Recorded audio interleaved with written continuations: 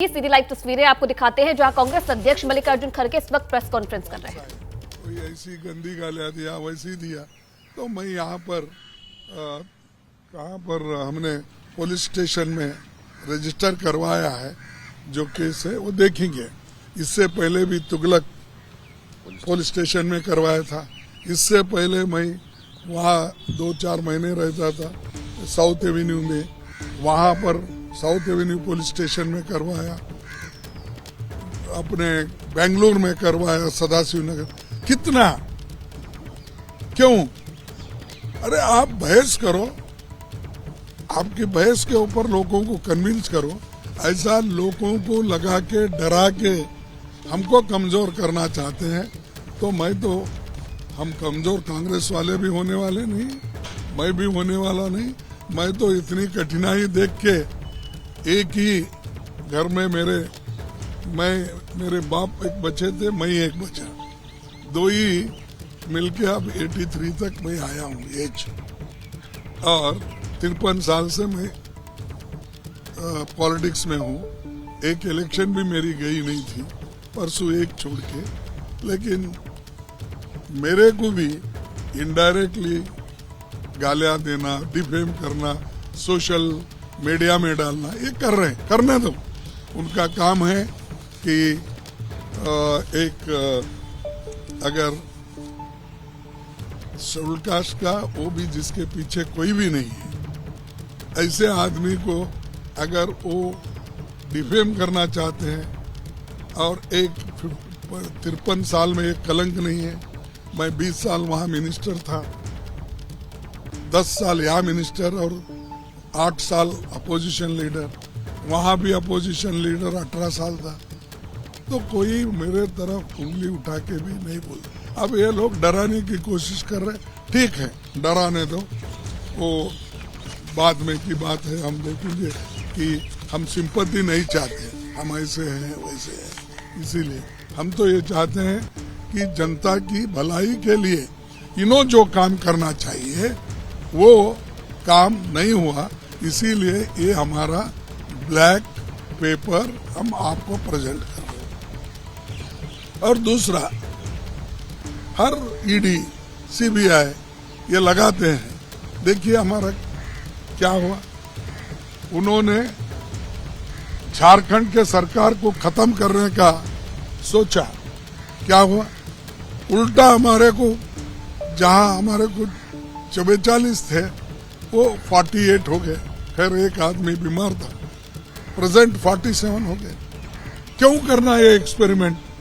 जब मजबूत सरकार है उसको गिराना, डराना, फिर उनको अलग रखना, ये चीजें वो करके आगे आना चाहते हैं। और कि हमको जनता का सपोर्ट है। जनता का सपोर्ट कहाँ है? अगर जनता का सपोर्ट होता तो पूरे देश में चीफ मिनिस्टर तुम्हारे होते थे। ये गिरा के चीफ मिनिस्टर नहीं बना सकते थे। और यहाँ से जो कांग्रेस वालों को अपने ले रहे हैं, लेकर जो सरकारें बना रहे हैं और उन्हीं से गालियां दिला रहे, नेहरू जी को, इंदिरा जी को, सोनिया जी को, राहुल जी को, जो अपने पादयात्रा कर रहे हैं उन्होंने, और राहुल जी हर जगह जा रहे हैं तो भी उसके ऊपर टीका। राजा क्या वह राज्यसभा में थे?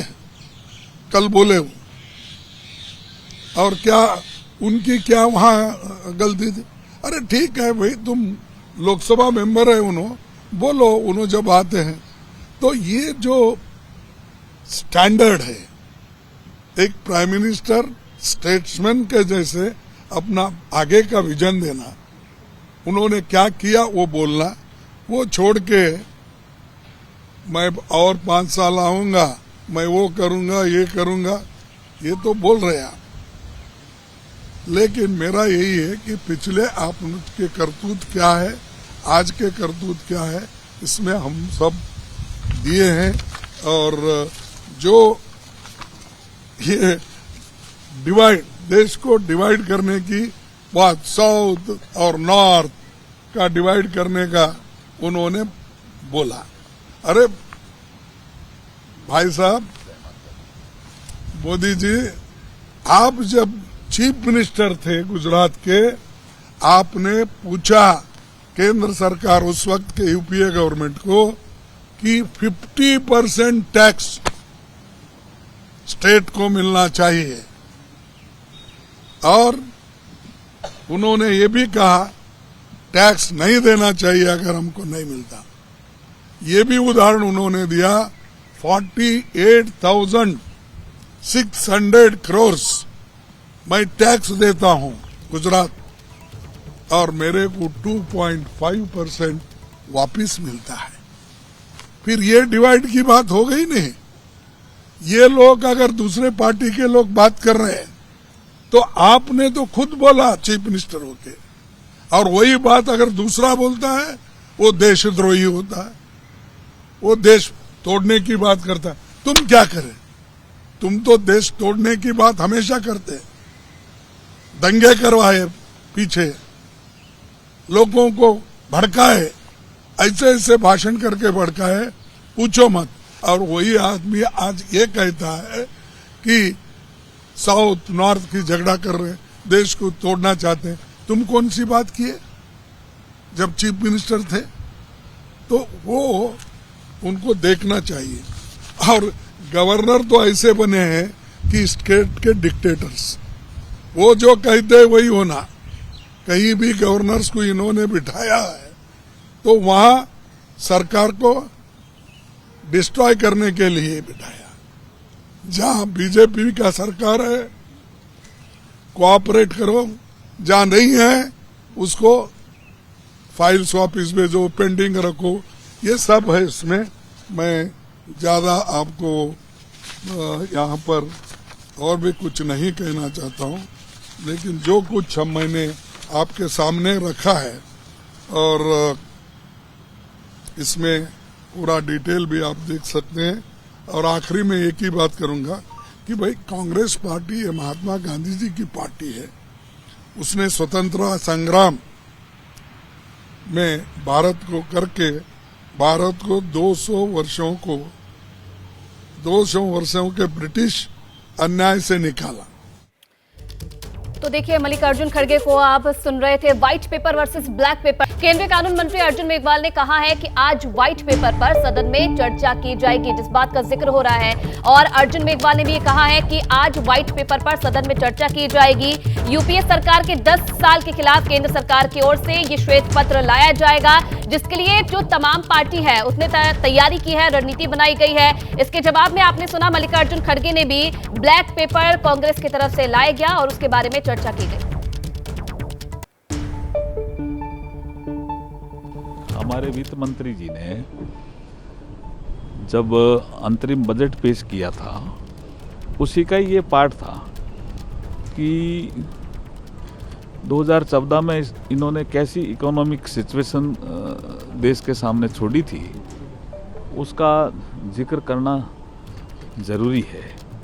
तो उसी क्रम में, उसी सिलसिले में ये पूरा निर्मला सीतारमण जी जो आपको सब्जेक्ट ध्यान में आया है, उस पर कल फाइनेंस बिल पास हुआ है।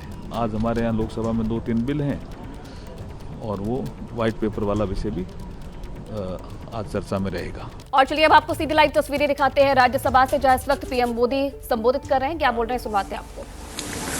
इस सदन में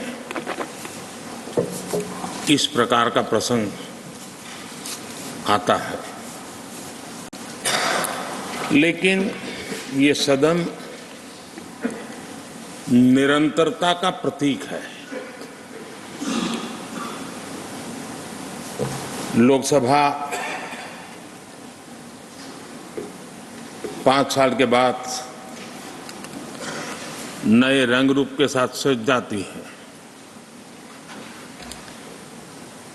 ये सदन हर 2 वर्ष के बाद एक नई प्राण शक्ति प्राप्त करता है, एक नई ऊर्जा प्राप्त करता है, एक नए उमंग और उत्साह का वातावरण भर देता है।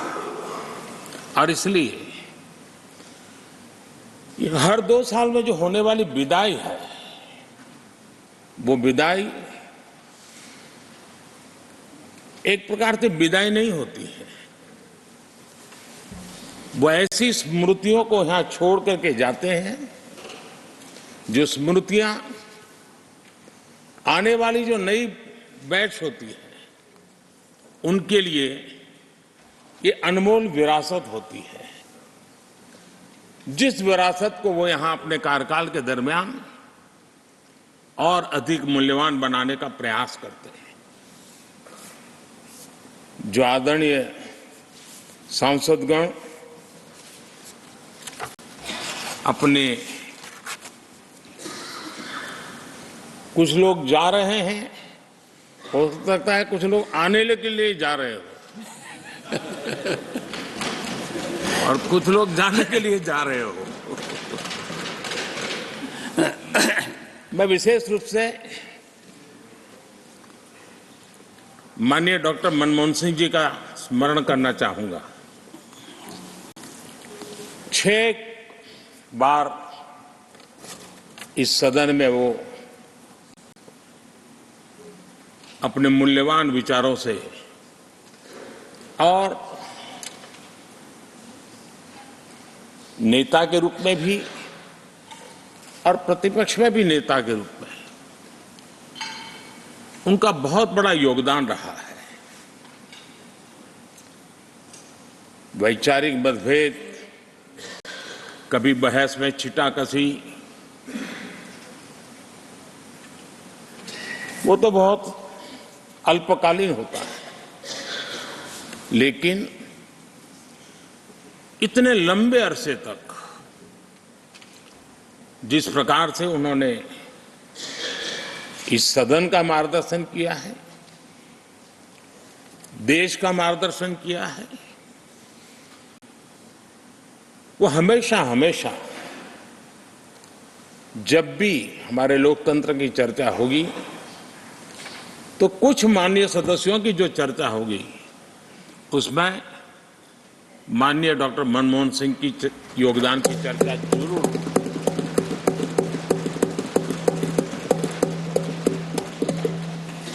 और मैं सभी सांसदों से, चाहे इस सदन में हो या उस सदन में हो, जो आज है वो शायद भविष्य में आने वाले हो, मैं उनसे जरूर कहूंगा कि ये जो माननीय सांसद होते हैं किसी भी दल के क्यों न हो, लेकिन जिस प्रकार से उन्होंने अपने जीवन को कंडक्ट किया होता है, जिस प्रकार की प्रतिभा के दर्शन उन्होंने अपने कार्यकाल में कराए होते हैं, उसका हमने एक गाइडिंग लाइट के रूप में सीखने के लिए प्रयास करना चाहिए। मुझे याद है उस सदन के अंदर लास्ट कुछ दिनों में एक वोटिंग का अवसर था, विषय तो मैं छूट गया मेरा, लेकिन पता था कि विजय ट्रेजरी बैंक की होने वाली है। अंतर भी बहुत था, लेकिन doctor Manmohan Singh ji wheel chair में आए, वोट किया। एक सांसद अपने दायित्व के लिए कितना सजग है उसका वो उदाहरण, वो प्रेरक उदाहरण था। इतना ही नहीं, मैं देख रहा था कभी कमेटी के चुनाव हुए, कमेटी मेंबर्स के, वो व्हील चेयर में वोट देने आए। सवाल ये नहीं है कि वो किसको ताकत देने के लिए आए थे, मैं मानता हूं वो लोकतंत्र को ताकत देने आए थे।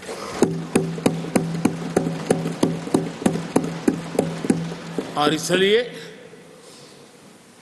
आज विशेष रूप से मैं उनके दीर्घायु के लिए हम सब की तरफ से प्रार्थना करता हूं, वे निरंतर हमारा मार्गदर्शन करते रहें, हमें प्रेरणा देते रहे।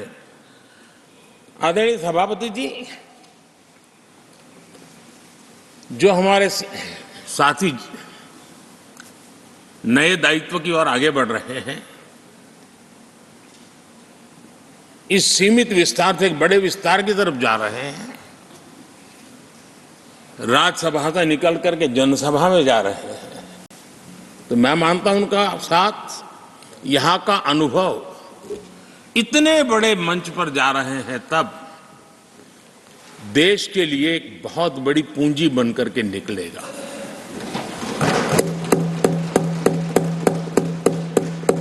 किसी यूनिवर्सिटी में भी 3-4 साल के बाद एक नया व्यक्तित्व बाहर निकलता है। ये तो 6 साल की विविधताओं से भरी हुई है, अनुभव से घड़ी हुई एक ऐसी यूनिवर्सिटी है जहां 6 साल रहने के बाद कोई भी व्यक्ति ऐसा निखर करके निकलता है, ऐसा तेजस्वी बन करके जाता है, वो जहां भी रहता है, जिस भूमिका से रहता है, वो अवश्य हमारे कार्य को अधिक ताकतवर बनाएगा, राष्ट्र के काम को गति देने का सामर्थ्य देगा। ये जो माननीय सांसद जा रहे हैं, एक प्रकार से वो वैसे ग्रुप है जिनको दोनों सदन में रहने का, पुराने वाले संसद के भवन में भी और नए वाले संसद के भवन में भी उनको रहने का अवसर मिला। ये साथी जा रहे हैं, वो आजादी के 75 वर्ष अमृत काल का, उसके नेतृत्व का साक्षी बनकर के जा रहे हैं। और ये साथी जो जा रहे हैं, हमारे संविधान के 75 साल उसकी भी शोभा बढ़ाते हुए आज हम सबके के साथ जा रहे हैं, तो अनेक स्मृतियां लेकर के जा रहे हैं। हम वो दिन भूल नहीं सकते कि कोविड के कठिन कालखंड में हम सब ने परिस्थितियों को समझा, परिस्थितियों के अनुकूल अपने आप को गढ़ा। यहां बैठने के लिए कहा तो यहां बैठो, वहां बैठने के लिए कहा तो वहां बैठो, उस कमरे में बैठने के लिए कहो। किसी भी दल के किसी भी सांसद ने ऐसे विषयों को लेकर के देश के काम को रुकने नहीं दिया। और कोरोना के वो कालखंड जीवन और मौत का खेल था, घर से बाहर निकले पता नहीं क्या होगा। उसके बाद भी माननीय सांसदों ने सदन में आकर के देश की जिम्मेवारियों को निभाया, देश को आगे बढ़ाया। और इसलिए मैं समझता हूं कि उस कालखंड ने हमें बहुत कुछ सिखाया है। संकटों के बीच भी भारत की संसद में बैठे हुए व्यक्ति कितने बड़े दायित्व को निभाने के लिए कितना बड़ा रिस्क भी लेते हैं और कितनी कठिनाइयों के बीच में काम भी करते हैं, इसका अनुभव भी हमें हुआ। सदन में खट्टे मीठे अनुभव भी रहे। हमारा कुछ दुखद घटनाएं भी रही। कोविड के कारण हमारे कुछ साथी हमें छोड़ के चले गए, आज वो हमारे बीच नहीं है। वो भी सदन के इसी कालखंड के कुछ प्रतिभाएं थी जो हमारे बीच से चली गई। वो एक दुखद घटना को हमने स्वीकार करते हुए भी हम आगे बढ़ते रहे। और भी ऐसी कुछ घटना हुई, कभी कभी फैशन परेड का भी हमने दृश्य देखा। काले कपड़ों में सदन को फैशन शो का भी लाभ मिला। तो ऐसी विविधताओं के अनुभव के बीच हमारा कार्यकाल बीता। और मैं तो अब खड़गे जी आ गए हैं तो मेरा एक धर्म तो निभाना ही पड़ता है मुझे। कभी कभी कुछ काम इतने अच्छे होते हैं जो बहुत लंबे समय तक उपयोगी होते हैं। हमारे यहाँ कोई बच्चा कुछ अच्छी चीज कर लेता है, कोई बच्चा अच्छे कपड़े वपड़े पहन करके अवसर के लिए तैयार होता है, तो परिवार में एक आध स्वजन आ जाता है, अरे किसी की नजर लग जाएगी, इसको काला टीका कर दो। तो ऐसे काला टीका कर देते हैं। आज देश पिछले 10 साल में समृद्धि के नए नए शिखर सर कर रहा है। एक भव्य दिव्य वातावरण बना है, उसको नजर न लग जाए, इसलिए काला टीका करने का आज प्रयास हुआ है। मैं उसके लिए भी खड़गे जी का बहुत धन्यवाद करता हूं, ताकि इस हमारी प्रगति की यात्रा को कोई नजर न लग जाए। ये नजर न लग जाए, इसलिए आपने आज जो काला टीका किया है, मैं तो सोच रहा था सब काले कपड़ों में आएंगे, लेकिन शायद काला जादू खिंचते खिंचते खिंचते ब्लैक पेपर तक चला गया है। लेकिन फिर भी मैं उसका भी स्वागत करता हूं, क्योंकि जब भी अच्छी बात होती है काला टीका नजर न लग जाए, इसलिए बहुत जरूरी होता है। और उस पवित्र काम को, और आज जिस उम्र के हैं उस व्यक्ति जब ये काम करता है तो जरा अच्छा रहता है। तो मैं इसके लिए भी आपका आभार व्यक्त करता हूं। आदरणीय सभापति जी, ये विषय कोई लंबा बोलने का तो है नहीं, लेकिन हमारे यहाँ शास्त्रों में एक बहुत बढ़िया बात कही गई है। शायद हमारे सब साथी जा रहे हैं तो जो कमी भी हमें महसूस होगी उनकी, क्योंकि उनके विचारों का लाभ जो आ जाएंगे वापस वो तो और तेज तरार होकर के आएंगे। जिसको हमला करना है वो भी मजेदार हमले करेंगे, और जिसको रक्षा कवच बनाना है वो भी बढ़िया बनाएंगे। वो अपना काम चलता रहेगा। हमारे यहाँ शास्त्रों में कहा गया है, गुणा गुणज्ञेषु गुणा भवन्ति, गुणा गुणज्ञेषु गुणा भवन्ति, ते निर्गुणम प्राप्य भवन्ति दोषाः, ते निर्गुणम प्राप्य भवन्ति दोषाः। आस्वाद्य तोया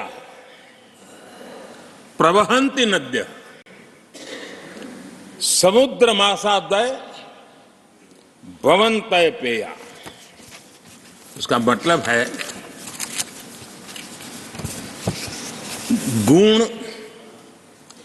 गुणी लोगों के बीच रहकर गुण होते हैं। जो गुणी लोगों के बीच रहने का मौका मिला तो उनके साथ रहने से हमारे भी गुणों में बढ़ोतरी होती है। निर्गुण को प्राप्त करके वो दोष युक्त हो जाते हैं। अगर गुणियों के बीच में बैठते हैं तो गुण तो बढ़ जाता है, लेकिन गुण ही नहीं है तो दोष बढ़ जाते हैं। और आगे कहा है, नदियों का जल तभी तक पीने योग्य होता है जब वह बहता रहता है। सदन में भी हर 2 साल के बाद नया प्रवाह आता है, और जब तक बहता रहता है, लेकिन नदी कितनी ही मीठी क्यों ना हो, पानी कितना ही स्वादिष्ट क्यों ना हो, लेकिन जैसे ही समुद्र से मिल जाती हैं वो किसी काम की रहती नहीं है। उसमें दोष आ जाते हैं, दोष युक्त हो जाते हैं। और इसलिए समुद्र को प्राप्त करने के बाद पीने योग्य नहीं रहता।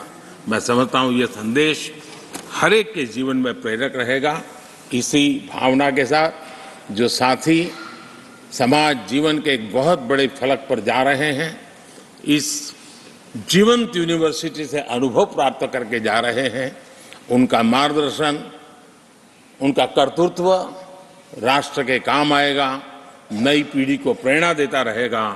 मैं सभी साथियों को हृदय से अनेक अनेक शुभकामनाएं देता हूं। बहुत बहुत धन्यवाद। तो प्रधानमंत्री नरेंद्र मोदी को आपने सुना, विदाई भाषण उनका सुना, क्योंकि राज्यसभा से आज 56 सांसदों की माफ कीजिएगा विदाई होनी है, और इसके लिए विदाई भाषण प्रधानमंत्री की तरफ से दिया गया। और इसी के साथ साथ कांग्रेस के ब्लैक पेपर पर भी प्रधानमंत्री की तरफ से तंज कसा गया। और राज्यसभा से आज 56 सांसदों की विदाई होनी है। इस वक्त कांग्रेस अध्यक्ष मल्लिकार्जुन खड़गे बोल रहे हैं, सुनवाते हैं आपको। भी हैं, आने वाले भी हैं, और जो लोग अब रिटायर हो रहे हैं उसमें से बहुत से लोग वापिस आएंगे। भूपेंद्र यादव जी, अश्विन वैष्णव जी समेत 9 मंत्री रिटायर हो रहे हैं, और जेपी नड्डा जी भी रिटायर हो रहे हैं। और हमारे इंडिया अलायंस से भी मनोज झा, अनिल देसाई, वंदना चौहान, जया बच्चन, टीएमसी के शांतनु सेन समेत अनेक पार्टियों से भी कुल 58 सांसद आज रिटायर हो रहे हैं अप्रैल में, जिनको हम विदाई दे रहे हैं। उनमें से कोई इस सदन में फिर से लौटेगा, लेकिन कुछ ऐसे भी होंगे जिनकी वापसी नहीं हो सकेगी। इस साथियों को विदाई देते समय मैं बहुत भावुक हूँ, क्योंकि बहुत से हम मित्रों के तरह मिलते रहते हैं, एक दूसरों से बात करते रहते हैं और यहाँ हम लड़ते रहते हैं, लेकिन बाहर जाके हम बहुत से लोग मिलते रहते हैं, बात करते रहते हैं और उससे एक होता है कि आपका गुस्सा वहाँ नहीं रहता, लेकिन चंद लोग परमानेंट गुस्से में ही रहते हैं, ये बड़ा मुश्किल है। ये ऐसा नहीं रहे, ये डेमोक्रेटिक है। और हम यहाँ देवेगौड़ा जी होंगे, मैं तो बहुत लड़ता था उनके खिलाफ, क्योंकि उन्होंने वो एक जनता पार्टी नहीं छोड़ी, मैं कांग्रेस पार्टी नहीं छोड़ा, इसीलिए हमेशा हमारी टक्कर चलते ही रहती थी। कभी हमको बोला कि तुम्हारे हाथ से बड़ा मुश्किल है ये चलाना सरकार, क्योंकि तुम्हारे पास ऐसे कोई पैसे वाले नहीं है तुम्हारे पीछे, तो इसीलिए अलायंस करना मुश्किल होगा। ये पहली बार उन्होंने कहा, उनके जन्मदिन पर मैं पूछा तो उन्होंने बोले कि आपके पीछे कोई ऐसे बड़े मालदार आदमी नहीं है, तो मुश्किल होगा कि तुम्हारे दोस्त को मैं चीफ मिनिस्टर बनाऊंगा, आप जाके उनको बनाएंगे। अब मेरे को कोई मालदार नहीं मिला सपोर्ट करने वाले, बाद में उन्होंने उनको बनाया। इसीलिए ये बहुत सी बातें ऐसी होती सब ये हाँ, अरे भाई बैठ जाओ, अरे यार बैठ जाओ, मौका समझा करो। अरे ठीक है, लेकिन मेरे को रंज है, सारे जिंदगी उन्होंने सेक्युलरिज्म, सोशलिज्म, फार्मर्स एजुटेशन सब करे। सडनली ऐसा क्या हुआ? लास्ट 93 है उनके, 91 है, अच्छा ठीक है 100 साल तक रहने दो, 91 है। अब सडनली जाके मोदी साहब उन्होंने ऐसा गले में मिले हैं और वो पकड़ आप नहीं थे, तो इतनी तारीफ आपकी उन्होंने की, मैं समझता हूँ जिंदगी में किसी आदमी की उन्होंने तारीफ की ही नहीं, रियली समझता हूँ, क्योंकि मैं उनके साथ वहां पर 20, 25, 30 साल था और यहाँ पर भी कभी किसके बारे में तारीफ करने की उनकी आदत ही नहीं है, लेकिन वो आदत बदली कैसी मेरे को बड़ा मुश्किल है। I am feeling how he praised Modi ji and he said that Modi is the only prime minister who loved me. All this. अगर यही लव अफेयर पहले होता तो अच्छा था। 91 इयर्स में क्या करेंगे? छोड़िए, आपकी बात पर कुछ कहना चाहते हैं, आपकी इजाजत हो तो पीयूष जी कुछ कहना। नहीं साहब, नहीं तो अगर समझ आ गई ये चुप है। ये देखो आप उनको ऐसा ही देते हैं, बाकी के वक्त हमको नहीं देते। This is नहीं कल। I am not giving floor to him, sir. No. You see, sir, I am telling you, this is not going to be a permanent thing. You remember, sir, you can't ask. When I asked, I want to get clarification, you did not allow when Modi ji was speaking. See, this is nothing. Even if I interfere, Modi is capable to give answer. Why you are doing Please this? continue. In democracy, it happens. Well, and इसीलिए मैं आपको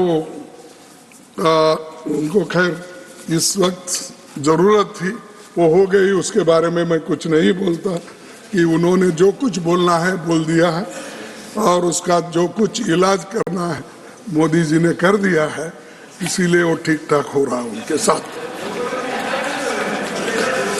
sir, Manmohan Singh ji पूरी दुनिया जानती है कि वे विश्व के जाने माने अर्थशास्त्र हैं। उनके समय में आज तक की सबसे अधिक विकास दर रही है।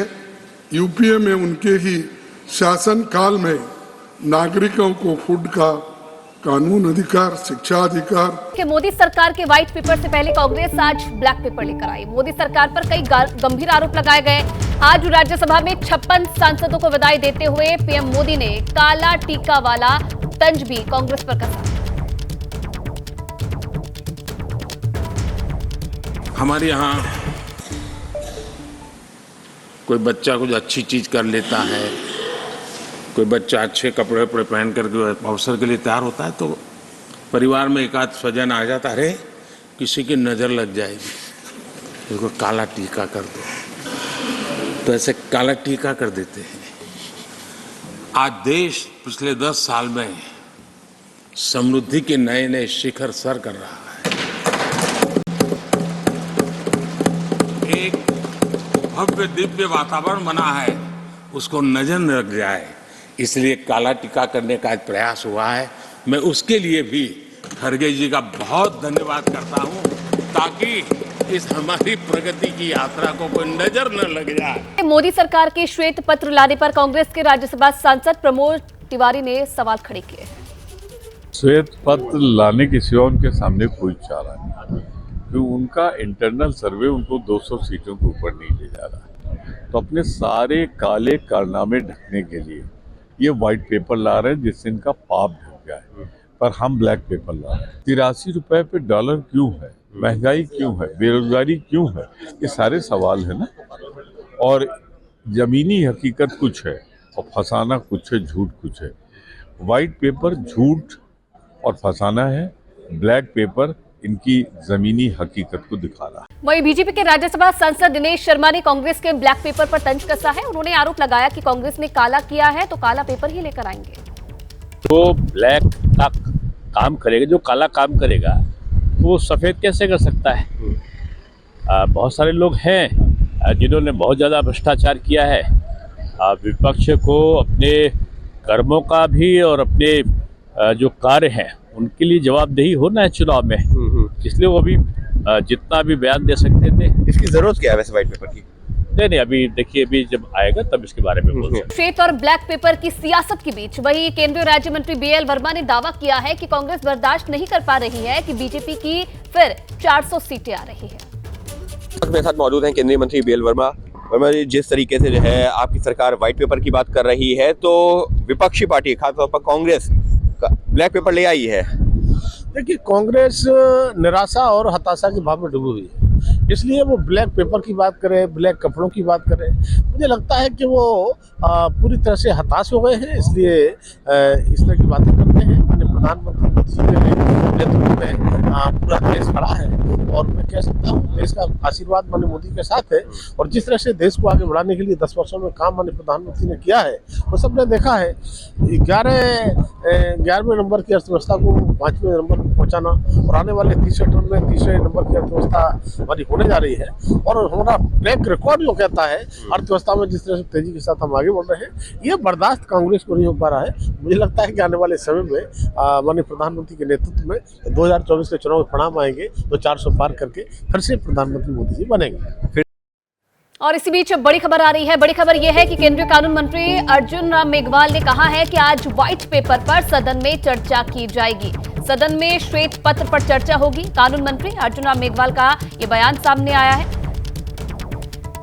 हमारे वित्त मंत्री जी ने जब अंतरिम बजट पेश किया था, उसी का ये पार्ट था कि 2014 में इन्होंने कैसी इकोनॉमिक सिचुएशन देश के सामने छोड़ी थी, उसका जिक्र करना ज़रूरी है।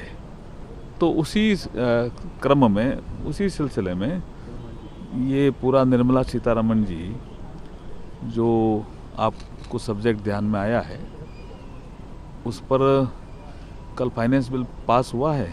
आज हमारे यहाँ लोकसभा में 2-3 बिल हैं और वो व्हाइट पेपर वाला विषय भी आज चर्चा में रहेगा। वही बीजेपी सांसद रामकृपाल यादव ने कांग्रेस पर हमला बोला है। उन्होंने कहा है कि कांग्रेस ने जो काला काम किया है वो काला चिट्ठा क्यों जारी नहीं करती है। रामकृपाल जी, सरकार जो व्हाइट पेपर लाने की बात कर रही है तो विपक्ष ने ब्लैक पेपर जारी कर दिया है। ये कांग्रेस पार्टी के नेता खड़गे साहब और इनके जितने भी पार्टी के नेता हैं, सबकी दिमागी हालत खराब हो गई है, ये परेशान हैं। हमको लगता है कि सबसे बड़ी बात यह है कि हमारी 10 साल की सरकार ने जो आदरणीय मोदी जी के नेतृत्व में शानदार और जानदार ढंग से काम किया देश की जनता के लिए और व्यवस्था को मजबूत किया, तो उसने साहस किया है कि व्हाइट पेपर जारी करें 10 सालों का। और यही नहीं, वो तो हर साल देश की जनता के सामने रिपोर्ट प्रस्तुत करते रहने का काम क्या है। एक एग्जाम्पल है, कांग्रेस पार्टी को हिम्मत थी तो कहीं नहीं व्हाइट पेपर जारी करता था, कहीं नहीं रिपोर्ट कार्ड जारी करता था। अब ये लोग के काले चेहरे हो गए हैं, इसलिए काले कारनामे कर रहे हैं और इसीलिए काला चिट्ठा दिखाने की कोशिश कर रहे हैं। ये सबकी भत पिट गई है। लेकिन वो जो ब्लैक पेपर जारी कर रहे हैं वो ये बता रहे हैं कि मोदी सरकार के दौरान क्या क्या नहीं हुआ पिछले 10 सालों में, जो वादा किए गए थे लेकिन जमीनी तौर पर कुछ नहीं। अरे पहले 65 साल का हिसाब दो जी।